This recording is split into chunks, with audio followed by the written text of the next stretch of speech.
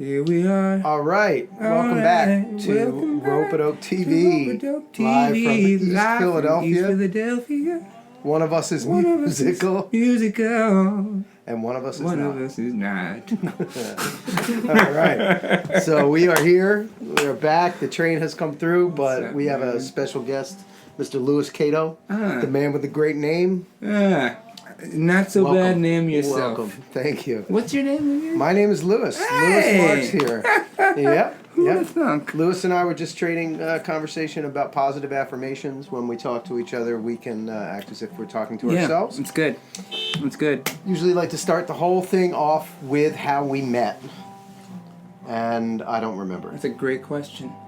But we know each other. We know each. I feel Like when like we see each other, we're Yes. like, It's I know like- you. Yeah. But However, where did we you know, meet? sometimes You you get you connect with people on spiritual levels so intensely that you forget, like, you have to like backtrack almost and be like, oh yeah, by the way, what's your name?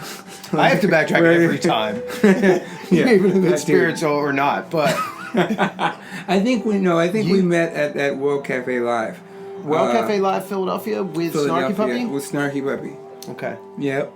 And let me get that, because it might have been the first time I ever saw Snarky Puppy live. Whoa. I know that's strange, right? Whoa, but I'm always a guy really? who's working in the office, you know, and every artist on the label will say, like, Louis doesn't come out to shows as much as he should. You know, Yeah. because I'm always, clicking a mouse and working on stuff, right? So I Yeah. finally came out to see Snarky Puppy at World Cafe.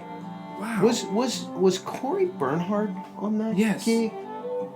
Well, yes, I did a tour. One of those tours, it was like in the fall. Here's how I know. Was it the new van, or was it the old van? It was a Sprinter van. The new Sprinter van. Black Yeah. Sprinter van? Yeah. Yeah, so there you go. That's how I know. Because Whoa. that was finally at the point where, the band could afford a better van. Yeah. They had played at the World Cafe Live upstairs to 150 people in the spring. I think it was May. And then in September, came back and sold out downstairs to 800-900 people. Whoa. And you guys rolled up in this shiny van, and I went, things are going well. And then I'm greeting everyone, and a guy rolls out of the back who I've never seen, and he's like, "Hi, I'm Corey." And I got Corey Henry in my head, and it's Corey Bernhardt, and they don't look anything They alike. don't. I'm like, polar no, opposites in every way. are you Corey? Yeah, you're not Corey. And so, but that's the first time we met. We hadn't met before that. I could be wrong. Again, my memory is really shoddy. Yeah, same here. Same here. Could be a Louis thing. It could be a Louis thing. Too many vowels in succession. You know what I mean? We need simple. 5 letters, that's it.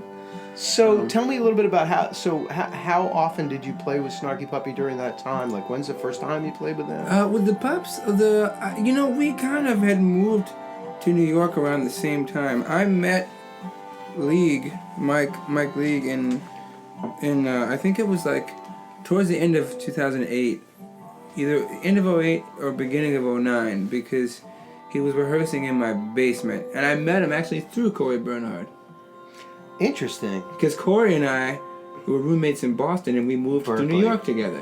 Aha. Well, I was Berkeley. Corey went to Harvard, actually. Oh, that's right. Yeah. A business major. Yep, economics, actually. Economics. Yeah. And if look it up online, check his picture out. He looks exactly like what you'd expect an economics major at Harvard to look like. It's Right. It's picture perfect. Got it. Yeah, or not. We know that. But oh my gosh, yeah. But Corey and I moved to New York from Boston together, and then him and Mike were rehearsing for something in there, and then we connected through that, and I started doing the local New York stuff with them.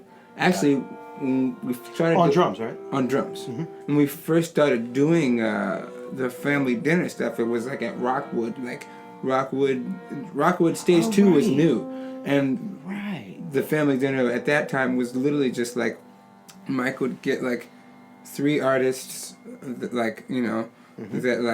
he was connected to or was into, like Lucy Woodward or like somebody. Tony Scher probably came up. At Yeah, that point, right? yep. Tony Scher and like maybe I don't know, maybe like I don't know, somebody else. 3 people.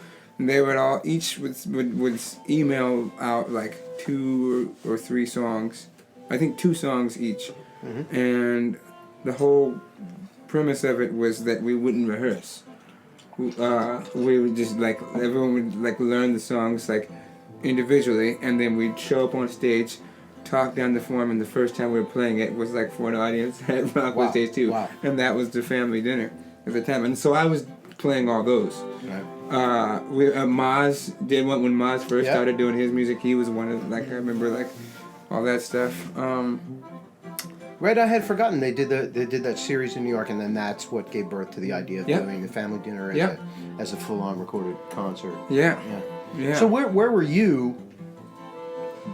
Like, what was your regular gig at that point when you met? At that Mike Lee point, I was touring with. I was as a sideman. I was touring with Q-Tip from Tribe Called Quest.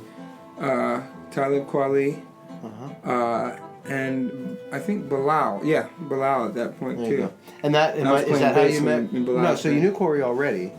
Yeah, I knew Corey from Boston days, like way back.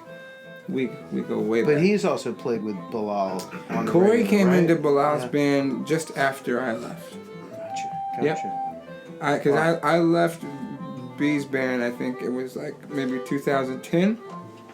And that was around the time that Corey came in. Wow, so let's go back. Let's go back then to... There's a few other things missing in there. I just want to... Like Marcus Miller. Oh, yeah, we haven't even... Yeah, well, Marcus... I joined Marcus's band like the beginning of 2010. Oh, so that's after. Okay. Yeah. All right, just put it in a timeline. But around that time... Yeah, around that time I was touring with like Bilal, Kweli, Q-Tip, and... the Screaming Headless Torsos, actually. David Fuzinski. I met him in Philly. Oh man, now my memory's gotta go. So Love about this music, 2 by the way. months ago. This is perfect right now. Tin Hat Trio. Tin Hat Trio. Legacy. I went to see who was playing at Johnny Brenda's. Jonathan Scales. Okay. Do you know Jonathan? Steel pan player from Asheville, North Carolina. I should know. Yep. But he was in town with Mono Neon and help me out. I think we're gonna do a trio Imaginary thing Studio together. audience. Who was here with Mono Neon and Jonathan Scales? They're gonna on spots. What does he play? Dallas guy drummer. Oh, his nephew. That's not on, right? This thing. Sorry, bro. All right, we'll look it up. It'll be down in the credits. That's where it'll be. But so we go over, and they're touring with Fuzinski, I think. Right. So we go backstage, and and I meet this guy, and he's like, "Hi, I'm David." Yeah. And I'm like, "Hey, how are you?" And it didn't hit me. I walk back out, and I'm like, "That's David Fuzinski." And went back in because we did T-shirts like back in the day. We did. Oh no way! You did T-shirts with the Torsos. Yeah. I remember getting that art, and you were like, "Okay, I'm sufficiently shocked." Oh yeah. So sorry. Side story. There's always a side story. There's always a side story. That's awesome. Yeah, that was. As a matter of fact, I'm going back to. I'm reconnecting with him. I haven't played with him in many years, I guess, since then. But great guy. Great guy. I'm gonna do a master class at Berkeley next month, and then we're gonna do like a trio set somewhere in the city, I think. So that's what it comes down to. He teaches at Berkeley, right? Yeah. Right, and whoever that drummer was one of his students as well. That bottle just opened up on a perfectly in tune E flat. It was just crazy with the music that was going on right there. Beautiful. We get some ice. Studio ice. Ropeadope does it right. There we go. What can I say?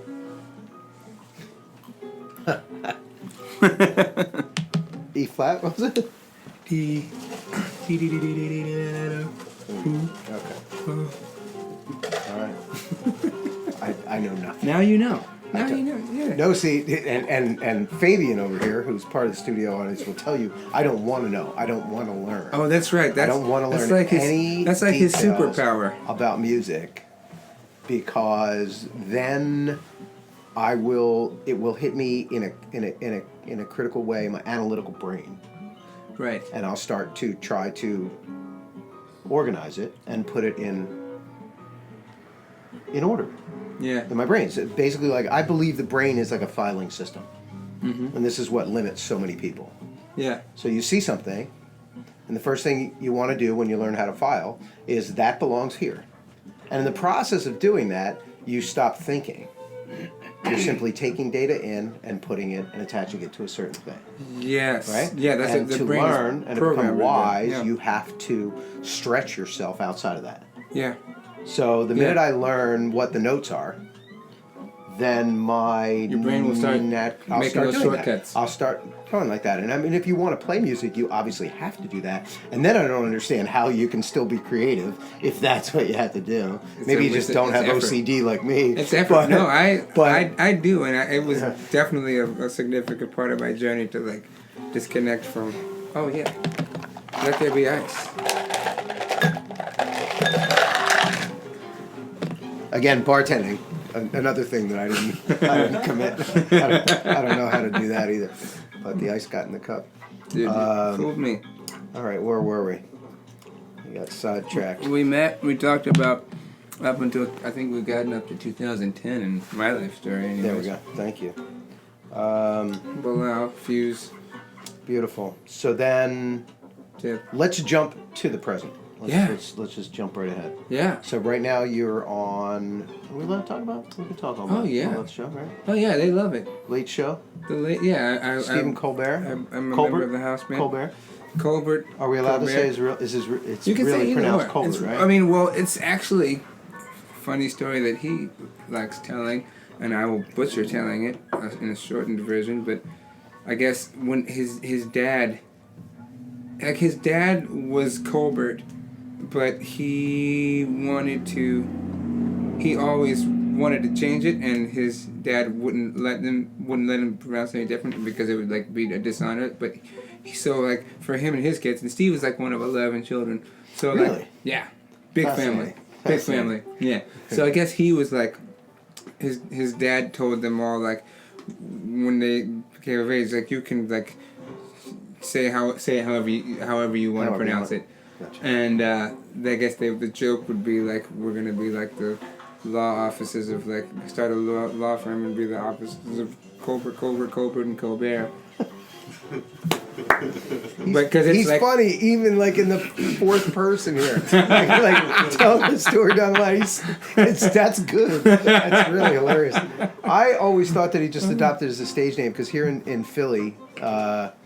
Not on the east side, but in Philly, there's a radio station called WMMR, and there's a guy named Peter Roberts who got a job in the 70s or 80s maybe, and adopted the name Pierre Robert. Ah. That was his stage name. Yeah. So I thought Colbert was the thing. But no, he's got a real reason. So that's what you're doing now, and you... Laugh. It's a moment. We're cracking up the studio audience here. Keep it Do you have tickets? Can I see your tickets, please? Sir, and you're doing everything. When I look, this is one of the things I just want to file, and I'm like, yes, Louis Cato. He plays drum. No. He plays guitar on. He plays bass on. You just kind of, I look on any given day, and you're playing something different. Yeah. His superpower is not being a musician, and mine is, I guess, being a musician. Alternative definition of the word super, but go ahead. No, it's totally a superpower because I love the way you explain it too. Because like, really, our brains are programmed to like take those shortcuts, and I've never actually thought of it like that until you said it just now. But at the moment where you start like fouling stuff, then you start like your brain like starts compartmentalizing so it as to be able to like keep going, and then like you go ahead. Can we equate these things that like so if you stay on one instrument, then you might lose the ability to play all of those instruments? No, Is that possible? No? That I mean, maybe in some like really small technical way. But my theory, actually, I was just about to say that if that's your superpower, my superpower is actually being a musician, because I feel like I always just say musicians make music. If I'd never been given an instrument at all, I would have made music out of like spoons or twigs or my fingernails or something. Right. You know what I mean? Which I'll record any number of those things to this day, because Seriously? Yeah. I saw you the other night when we were at Birdland. Yeah. And you and Obed Calvert were just like, I'm like, we're out. It's 1 a.m. and you're just doing this thing on the table. Oh yeah, actually I remember that. I had the table had a little like foot rest on it, so that was a kick drum. It resonated really deep. That worked out really well. And then the table was kind of like it worked out. It was like a nice little snare drum because it was a little higher pitch. And then the menu was placed over here, so that was such like when you type on paper on a. So you were hearing it. Yeah. I just thought you were just like sort of tapping out and showing them what to do with their hands. Oh. You were hearing the whole thing. Oh yes. And you're hearing the pitch. Yes, I mean the pitch was less relevant. That's just me being OCD, but you could hear it if you were sitting up really close. I spent 40 years As a of matter my of fact, life Obed recorded it. Yeah. not knowing that drums had pitch. Oh really? And I was somebody's like, well, because I bought a set of drums for my kid, and they're like, well, tune them, and I'm like, tune the drums? I didn't know. Yeah. And then I went, oh yeah, of course. Yeah. Most everything that you can hear has some sort of pitch, even if it's brief. You know what I mean? I would have. That's my world. That's I walk around hearing all that stuff. So let's do the normal thing. So when did you know? How old were you when you were like, music is something that I'm extremely talented, gifted. Do we want to use the word gifted? Yeah, I'll use the word gifted. I'll use the word it's gifted because it denotes the fact that it's a gift, which means it had to come from somewhere other than you, which I was the first to tell you. Wow, very well said. But I started playing and singing when I was 2. On what instrument? Initially on pots and pans, and then my mom got me a little drum kit for my 2nd birthday, so I stopped beating up her pots and pans, and I would sing and play drums and mittens. Wow. Now, we should musical I have a family? picture of that actually. Do you? We'll put a picture of we want that at the end. We're just gonna go out with that. It's like me, like with a little mini fro, like in red overalls and mittens at my little diamond rock drum set. Yeah. Wow. I think I was 3 in the picture, but she said I would play every day. So your mom had to recognize it. So Yeah. Was she a musician? First credit goes there. Yeah, she is a musician. She's a church musician. She sings and plays piano by ear. Gotcha. With a great ear. She has an amazing ear. And so just never did it professionally. right. And the church is enough to do it. One of the things that fascinates me about certain churches is that there is a constant support of music, musicians, and playing music. I know it may not feel like that from where you. Yeah, I mean, I grew up in a small town where like my mom and I were like the only musicians, like usually like at our church. Really small. Okay. Small. At one point, when we moved churches, like the pastor would sing and play acoustic guitar, and then like when that pastor switched, the other pastor would sing and play like electric guitar. But it was really like it was a town where like it was like me and my mom, you know. Oh, so wait, so okay, so this is good to get to. So we've had Spanky McCurdy on here. Oh, nice. And we need to get Spud in here. But Is Terrace Spud has not also there talked, not yet. But you know, there's some people will talk about church and the musical community in the church. Yeah, That's you know, not what you experienced. I did not have that experience. I wanted to, and when I moved to Boston when I was 18, and went to Berkeley for a while, that was one thing that I quickly learned was that people would be like, oh, you grew up in church, oh, so you know, like Right. so and so and this song and that song and these things and this musical song pieces of vocabulary and this riff and like this style, and I really didn't. I was kind of like in a bubble, a different small town, franchise of the church. small town, That- like storefront that church. is- Right. Gotcha. Yeah. Wow.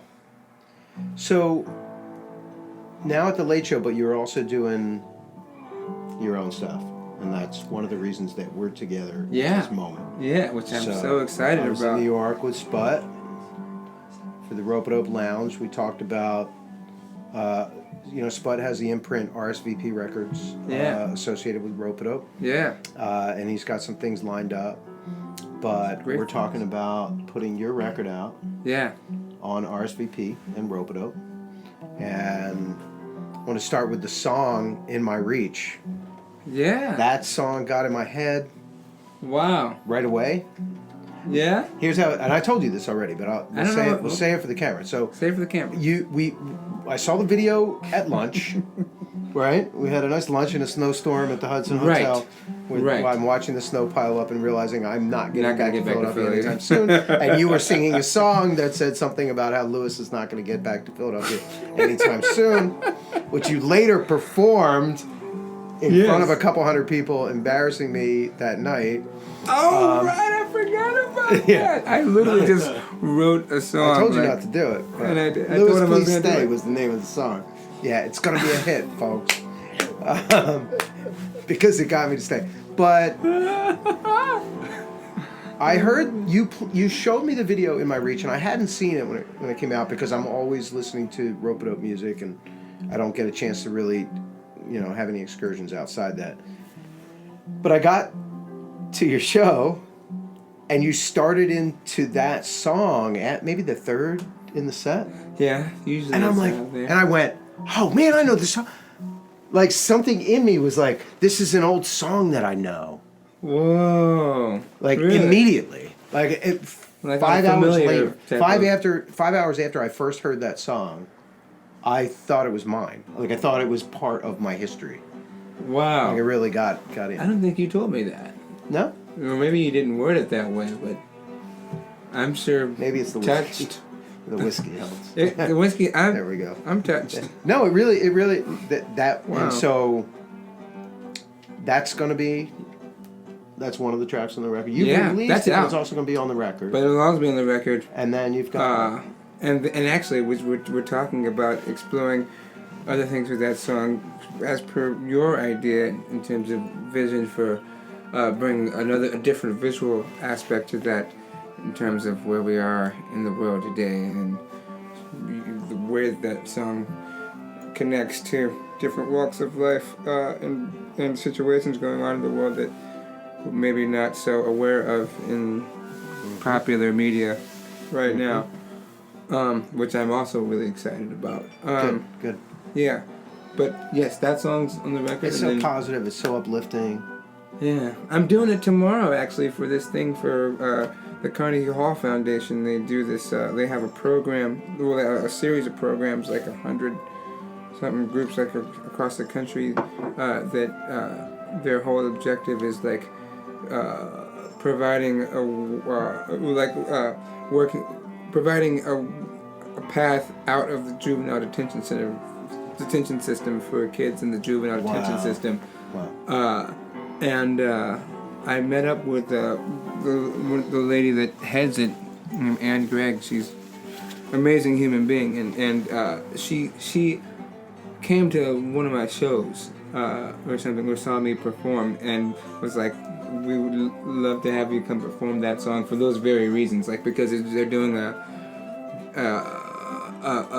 basically they're hosting like all the workers like from like the countrywide like that are doing all this amazing work, like basically providing a path out by teaching them like songwriting and having veteran songwriters come in and work with the kids, and Beautiful.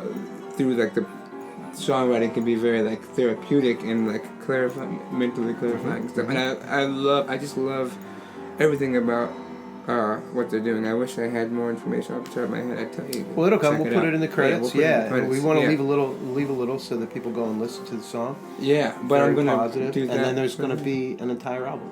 Yes, which is done. Beautiful. Which is done. Beautiful. It was initially going to be Title? a short EP. What's that? Title? Sorry. Is there a title yet? You know, it's in trademark discussions, Louis Marks. And the world. And the world. Hello, world.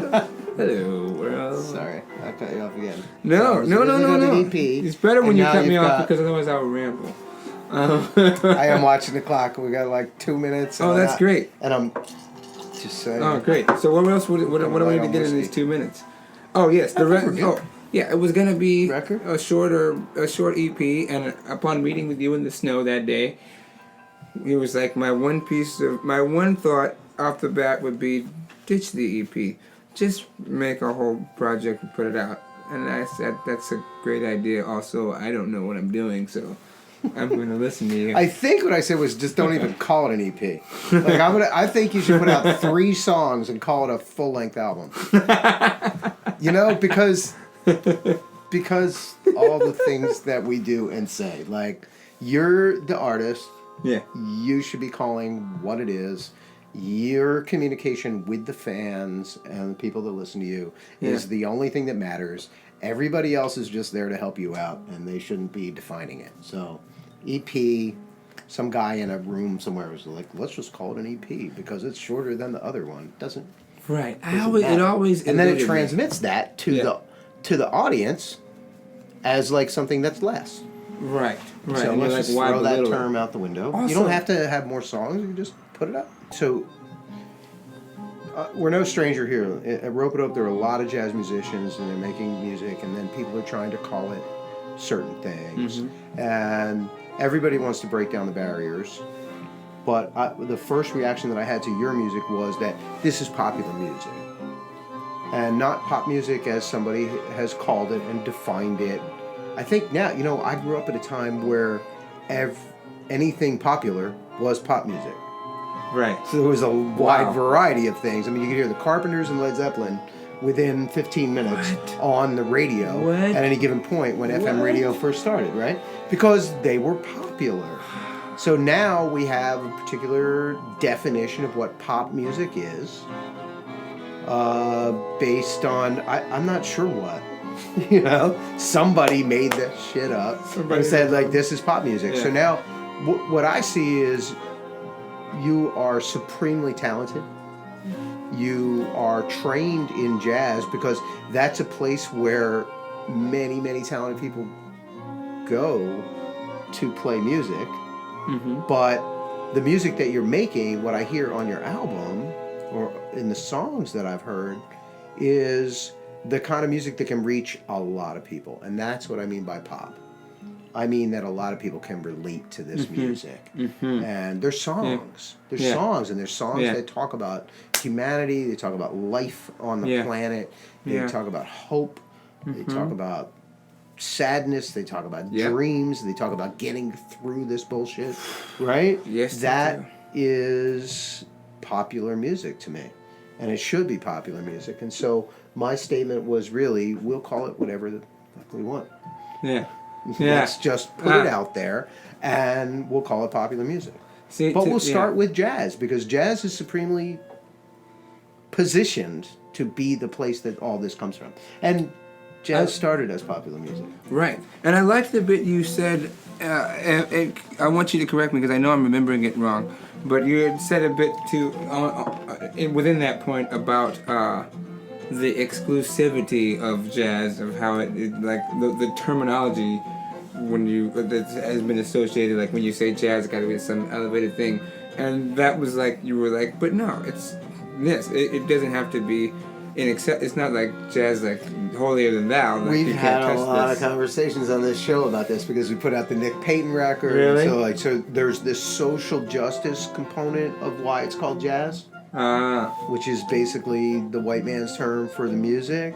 Okay, so there's a whole thread of that. Wow. But my statement at the time, I think, is more about how just the marketing of jazz, has been one of exclusivity, of a sort of like coolness, a sort of like we're hip because you guys are jazz musicians are hip, right? So the marketing choice is to go like we're hip, come with us, or we're hip and you're not.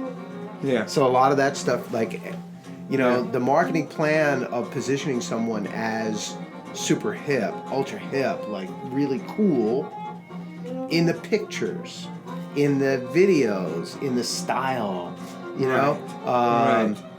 there has, in my opinion, been some sort of effort to present jazz as a little bit untouchable, a little bit of you wish you could be like that sort of thing, but you're not. Yeah. And that unfortunately has reached the end of its cycle, and you get because the end is right there in the plan. Right. We're gonna market ourselves by being too cool for everybody else. So pretty soon everybody else is just gonna be like, well, screw it. I'm gonna grow a beard, put on a pair of boots and some cuffs, and go get a latte.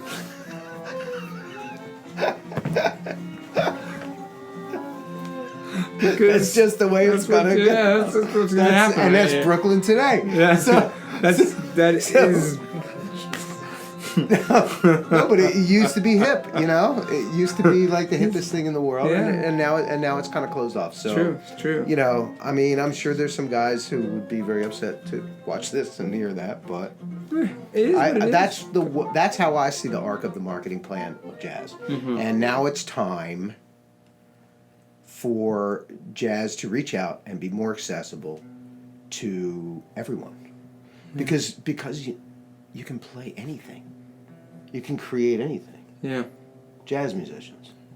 I mean, you can do any genre. Yeah. Where certain musicians in other genres couldn't step over into jazz. You kind of have it all covered. Does that answer your question? Exquisitely. In a roundabout way.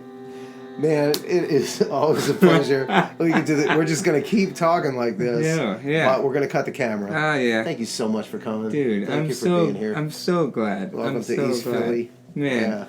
You'll have to come back. All right, so we're gonna have a Louis Cato record out on RSVP Records via Ropeadope Records, part of the family, and look to it, and it'll be at the top of the pop charts. That's where you find it. All right, we'll see you.